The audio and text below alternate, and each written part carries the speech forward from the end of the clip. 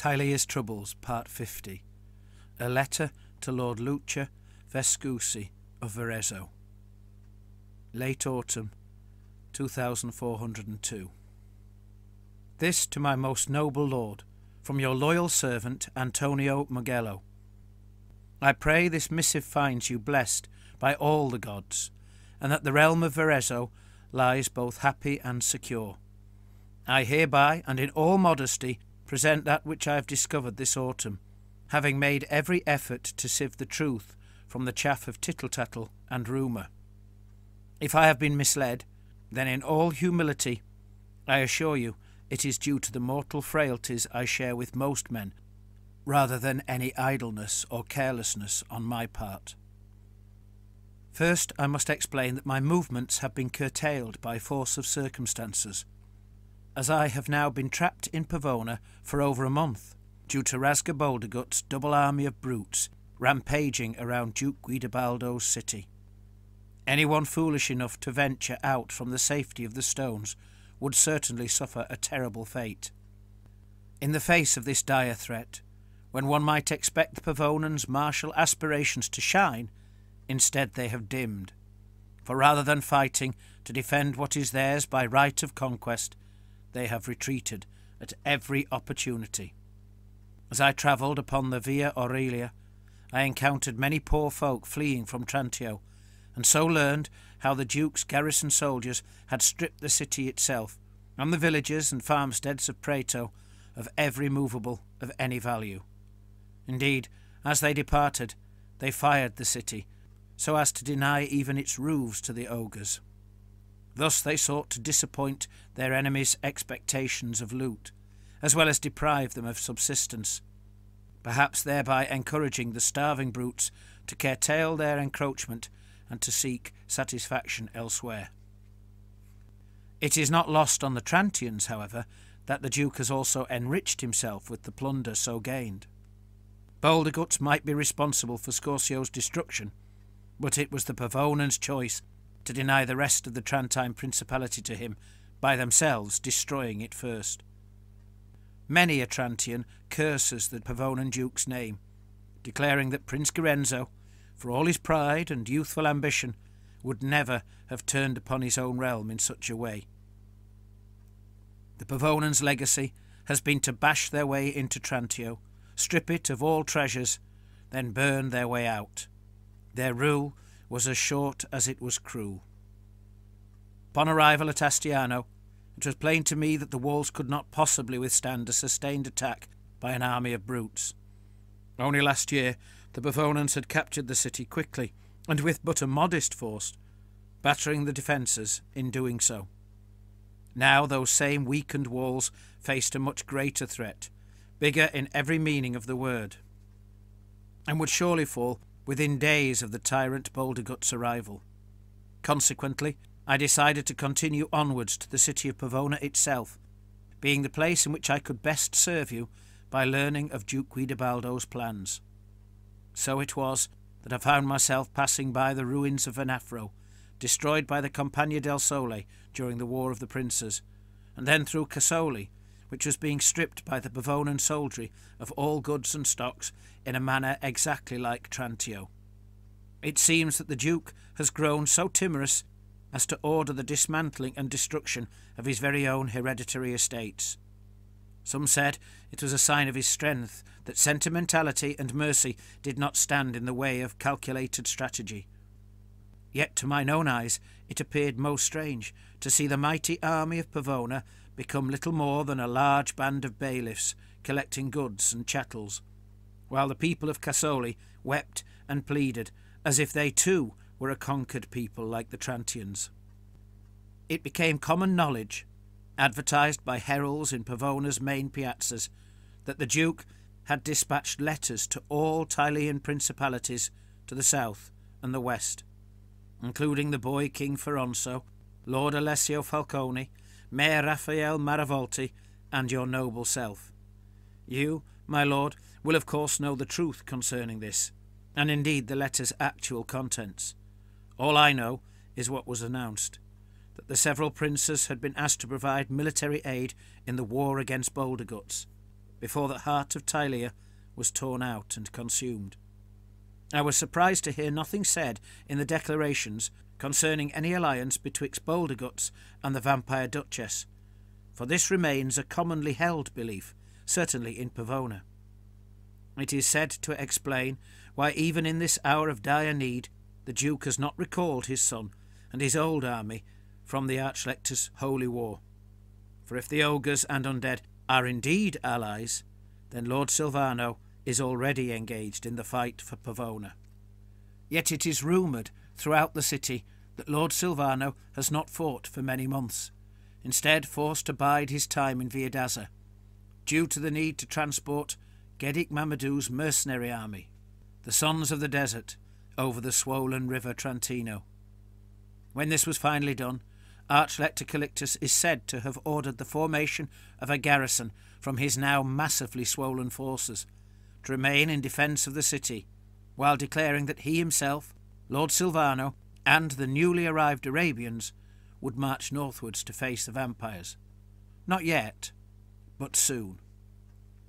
Whether it is giddy fear brought on by Bouldergut's destructive circumambulation of Pavona, or the schismatic Morite tendencies rooted there, or simply their old bravado, I know not, but I have several times heard it said, and I report this only so that you will understand the depth of the people's impudence, that a priest like Callictus is not fit to lead an army, with people claiming it takes nothing but the thought of the winter's wind to make him huddle by the fire in Viadaza, nursing hot, spiced wine, while prayerfully contemplating how he might, when it is warmer, perhaps, should the rain cease and the winds diminish, possibly consider engaging the foe.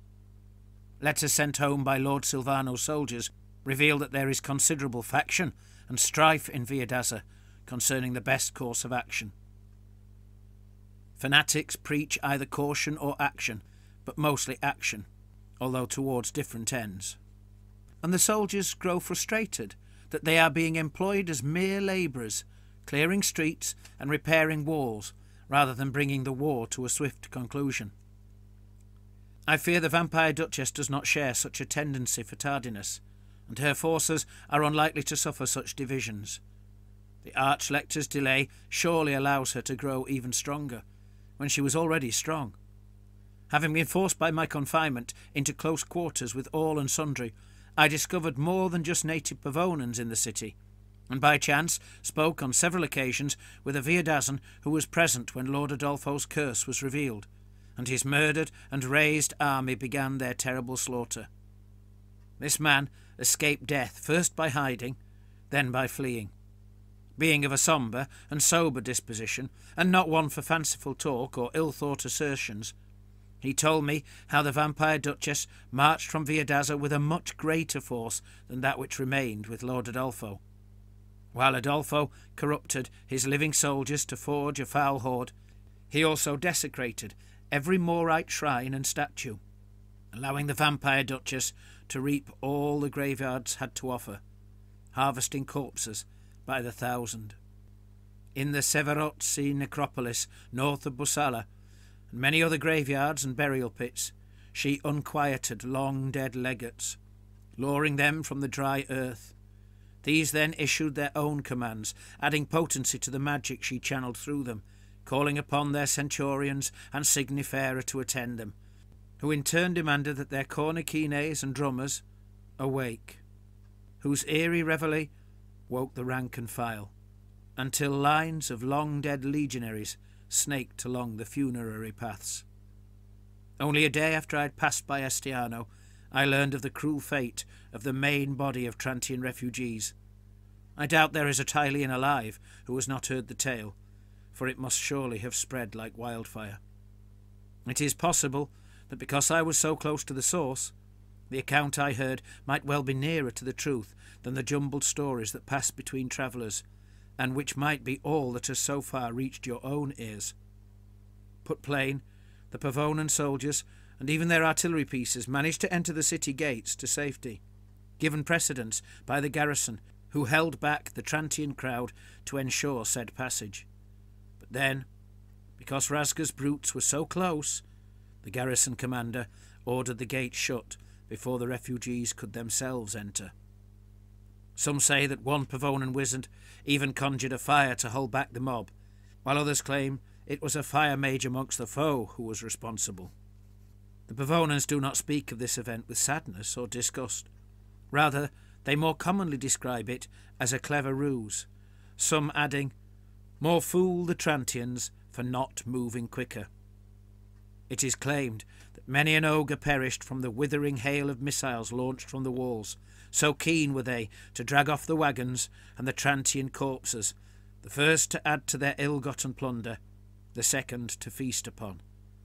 Such a deed can only have further harmed Duke Guidobaldo's already bruised reputation, for he has now twice injured the Trantians, the second time when they were under his care. But of all the complaints muttered against the Duke's decisions in the streets of Pavona, this deed is not included. Boldegut's army proved true to its reputation and set about ravaging the land for sport as much as food and plunder. Then, as if perhaps they suddenly remembered why they were here, they assaulted and captured Astiano just as quickly as I had feared they would. Much to the surprise of his own people, Duke Guidobaldo chose not to march to Astiano's aid, despite the army he had at his command. I suspected this was due to his lack of knowledge concerning the whereabouts of Boldegut's hired allies, the mercenary army from the border princes known as Mangler's Band. If that army had been close to Rasga's force, the Duke would have found himself massively outnumbered in the field, and if instead they were hidden among the Trentine hills to the north, then the Duke's departure would leave Pavona itself insufficiently defended to withstand their attack. So it was that the Duke chose to stay behind the city walls, transforming his entire army into a garrison. Astiano was, of course, brutally sacked by Boldegut's army, and the remnant Pavonan force guarding it was lost entirely. Thus began Pavona's time of waiting, which continues even now. Each and every report received has been bad news. First came word of sightings of petty goblins near Casoli, and even within sight of the city walls, being the sort of slippery little creatures who often serve as scouts for ogres. No one knew whether they belonged to Boldeguts or Mangler, but the question proved academic when word came that both tyrants had reunited their forces and now marched as one through Casoli. The only source of solace in the city was that Casoli had been stripped completely bare. Even crops only a week or so from harvesting had been burned. The brutes would find very little sustenance. Yet even this source of reassurance was tempered by the fact that the brutes' hunger might drive them on more violently. Most recently, it was reported that the double army had swept around the city to the north, heading eastwards. This came as a surprise, as many had presumed that they had delayed their attack upon Pavona in order to take the less solidly walled town of Scorsese. I cannot know the truth, having heard conflicting accounts concerning this turn of events, but some claim that the bridge at Casoli had been destroyed, thus preventing the ogre's passage. Others that the Duke had fortified it to achieve the same end. One sergeant told me that the ogres are afraid to put themselves on the southern side of the river in winter, so far from Campagrotta, while his brother laughed at the idea and suggested the ogres are simply saving Scorsese until last. Certainly, Montorio Tower fell quickly, its garrison butchered to a man. Yet still the Duke ordered no sally from the city. At the end of autumn, even though the ogres threatened the routes to the north, a Morite priest delivered a letter from the Archlector himself, sent to all Tilean lords, both clerical and secular, and ordered to be read aloud in every Morite temple and church. I cannot know if you, my lord, received exactly the same, so I will include a transcript of what came to Pavona here for your perusal and comparison. This to be read to all the faithful servants of Mor and the lawful gods. His Holiness, Calixtus II, wishes it to be known that the city of Viadaza has been rescued from the vile clutches of vampires and their unholy servants. Mor's holy army has driven them northwards beyond even the river Terrano, and has already completed the work of cleansing the city of all corruption. I have ordered a strong garrison formed to defend the city from further attacks, so that even while our most holy war continues, the city of Viadaza need never again suffer the horror that once befell it. Lord Adolfo, who ruled Viadaza in life, and who now serves the wicked vampire Duchess Maria in unlife, left no living heirs, and so it is that I have declared the city and all the lands appertaining to it to be a protectorate of Remus. The Riemann Church of Moor will hereafter provide safe sanctuary to all more respecting and law-abiding souls who wish to return and settle therein. As long as empty dwellings remain, they will be made available to those who desire them. All skilled labourers and artisans who present themselves and prove their worth and skill will be allowed to freely practice their trade for the betterment of both themselves and the city, without redemption demanded of them. All taxes will be fair and equitable, and all appointed officers and magistrates will be required to exercise the laws in a just and decent manner. Hourly prayers will be sung in the temples and churches to the glory of Moor, and to beg his protection from all evil. Come all ye who wish to prosper.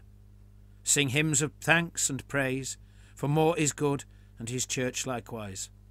Let Viadaza thrive and share a happiness and prosperity ne'er known before to its denizens. Despite my confinement here in Pavona, I have learned what I can of the rest of Tilea. Due to the restricted nature of my sources, I suggest, my lord, that you take this information with a pinch of salt, but I offer it, nevertheless, so that you can balance it with that which you have learned from elsewhere. Over the summer, several merchants had reported that the dwarves of Carrotborgo were growing unhappy, disgruntled by the failure of their previously profitable trade with Tilea. The wizard Lord Niccolo Bentiglovio's tyrannical rule in Campagrotta, the city through which both the Iron Road and the river Astipo access all other principalities, has effectively closed the gate by executing, imprisoning, or levying exorbitant fines upon the city merchants, then requiring ever greater taxes and tolls from anyone left attempting to carry out the dwindling trade. This account quickly transformed in the taverns of Pavona, inevitably infected by the Pavonans' own prejudices, intertwining with another rumour concerning the dwarfs. As soon as the first reports of Boldegut's attacks came in, it was quickly put about that the Pavonian dwarves exiled by ducal decree were behind the ogre tyrant's choice of target. This was revenge for that which was done to them. Some few have pointed out that the Pavonan dwarfs would thus be allying with the enemies of their mountain cousins. Yet this argument was rebutted by the claim that the Pavonan dwarfs have used their urge for revenge to draw away the ogre's main strength from Campagrotta, probably in preparation for an attack by a force from Carrotborgo. If this were true, then it would be a false alliance made with one enemy to gain revenge against another, and lead both enemies into ruin in the end. I myself doubt this theory, for I have visited the mountain mines, and found them a most empty place, worked only by a few stubborn dwarfs, and surely not enough to muster a force of any size. And it seems to me that the exiled dwarfs are also too weak, too scattered and insignificant to achieve such influence. Furthermore, if the Pavonan dwarfs had a hand in advancing Boldegut's power, then this would, by default, mean that they were allying with the vampires, if, as is generally supposed, the ogres and the vampires do have some agreement. Make of these rumours what you will, my lord. In the far south, it seems the VMC is very close to finally ridding Tilea of the last remnants of Cernag's Wag, and its army has marched against Monte Castello to drive out any greenskins remaining there.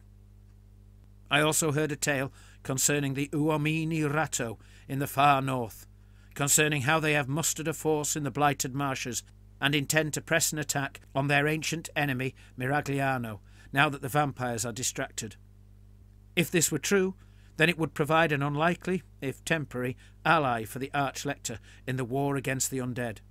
Yet, what with the Riemann Church of Moor's clouded history of dealings with the Ratmen, Archlector Federigo Ordini's supposedly false war and secret alliance with the foul denizens of the Marches causing the ruination of the north half a century ago, This could prove a harmful political complication for the current Archlector. Again, I do not claim to speak the truth here, but simply impart what people are saying. I eagerly await your further instructions and remain your obedient servant. Postscript. I have attached to this missive a short report concerning what I have learned from the soldiery of Pavona. A second letter to Lord Lucca Vescucci of Verezzo, further from your servant Antonio Mugello.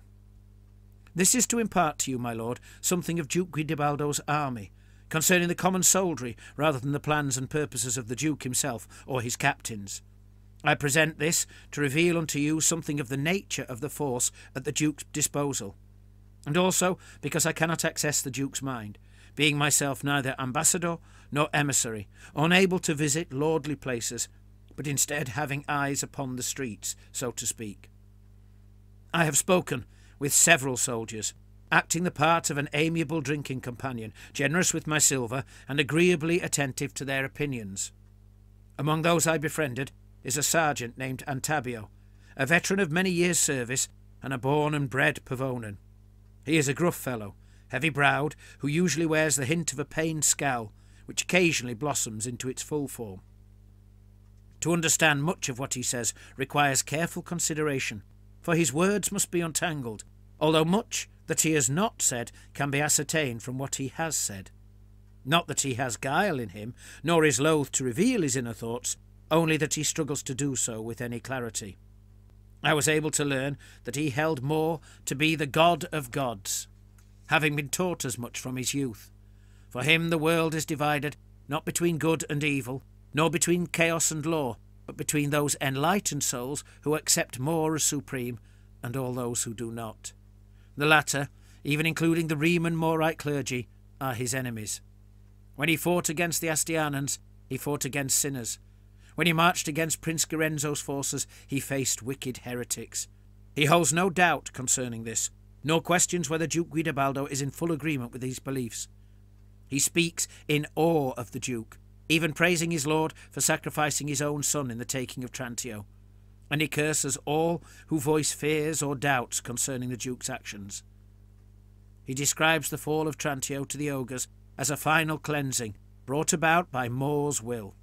When I asked why More's will had not then stopped the ogres raising Astiano, and was now allowing their close approach to Pavona, he said simply that they were being drawn in for the kill. I thus learned that the expression he so often wears belies a simple satisfaction that nothing at all is wrong, and that Pavona can neither fail nor fall. One might look upon his face and think him a man tortured by doubts, but no, it is disgust for the rest of the world that pains him, born of conviction, not doubt. I suppose even now, as he stands at his post in the defensive earthworks that ring the entirety of the city walls, making a double layer of defences, he expects the brutes' bodies will simply pile up before Pavona's guns and his great sword. I do not claim that many Pavonans have Antabio's childlike conviction that the Duke cannot fail, but I can report that those born in the city do, for the most part, share his complete devotion to the one God More, and believe only Pavona's priests and rulers truly know More's will. The city's nobility seem to be wholly committed to the old schism. Until recently, however, Pavona was a growing empire, and a good number of the more recent recruits to its army are not natives of the city, but hail from the newly conquered states.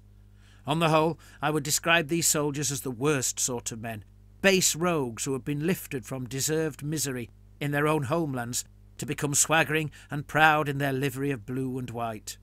Some were released from jails, others being brigands who sought to enrich themselves from their own countrymen by serving their conquerors. Their conceit is made all the more hateful by the fact that their own homelands have been destroyed either by the brutes or by Pavonan soldiers attempting to deny the brutes the pleasure of doing so. And yet they still serve their new masters, even considering themselves among the best of the Duke's men. One such fellow is a young Astianan called Goldoni. He serves with the most recently formed company of handgunners, and yet to hear him speak you would think him a member of one of the oldest and most famed military institutions in Tilea. Upon first encounter, He appears to be the very model of a soldier, deporting himself with the confidence of a disciplined fighter, and careful to ensure his clothes and trappings are kept pristine and in good working order. But as soon as a degree of familiarity has been established, his coarse wit begins to manifest, brought into play to decorate his malice and embellish a litany of tales concerning his past cruelties. There is no religion in him, and it might seem that nothing more than brutality fuels his fastidious service as a soldier. But when probes a little deeper, it is plain that his new but steadfast loyalty to the Pavonan cause arises at least partially from his fear concerning what fate would have in store for him if he were to leave his current profession. His cruelty, although entirely sufficient in itself to make him act as he has done, conjoins with his desire for self-preservation and the fear it instills to produce the vile creature he is.